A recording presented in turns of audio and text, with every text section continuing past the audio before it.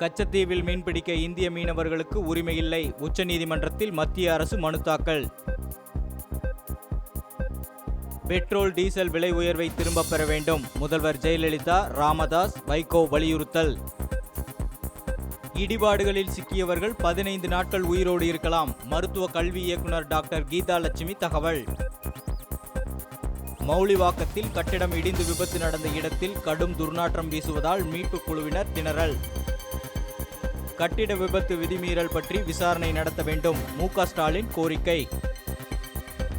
ஈராக்கில் நாங்கள் இருக்கும் மருத்துவமனை மீது குண்டுகள் வீசப்படலாம். எங்கள் உயிர் எப்போது போகும் என்று தெரியவில்லை. ஈராக்கில் சிக்கியுள்ள தூத்துக்குடி செவிலியர் ரெஜிமா தகவல். தருமபுரி மாவட்டத்தில் 144 தடை உத்தரவு அமல். அன்புமணி ராமதாஸ் தருமபுரி செல்ல தடை. ஈரோட்டில் தமிழ் மொழி கல்வியை வலியுறுத்தி உண்ணாவிரதம். குமரி அனந்தன் பங்கேற்பு. நெல்லை மாவட்டம் கூடங்குளம் அருகே கூத்தங்குழியில் நாட்டு வெடிகுண்டுகள் வீசி இரு தரப்பினர் மோதல். 2 பேர் காயம்.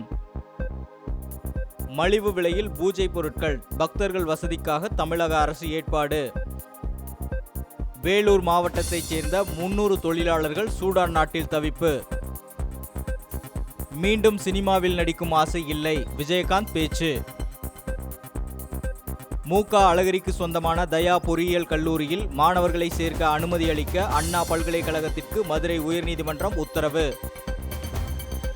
புதுக்கோட்டையில் ஆயுதங்களுடன் மோட்டார் சைக்கிளில் சென்ற 3 கூலிப்படையினரை கிராம மக்கள் பிடித்து காவல்துறையினரிடம் ஒப்படைத்தனர்.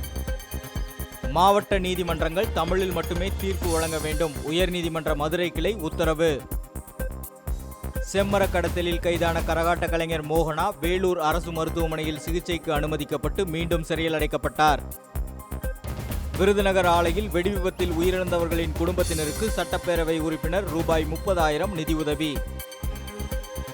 காப்பகத்தில் பாலியல் துன்புறுத்தல். உயர்நீதிமன்றத்தில் காவல் அதிகாரி அறிக்கை தாக்கல். ஏற்காடு எக்ஸ்பிரஸ் அதிவேக ரயிலாக மாற்றம். ரயில்வே அதிகாரி தகவல். வங்கக்கடலில் காற்றழுத்த தாழ்வு நிலை உருவாக வாய்ப்பு. வானிலை ஆய்வு மையம் தகவல்.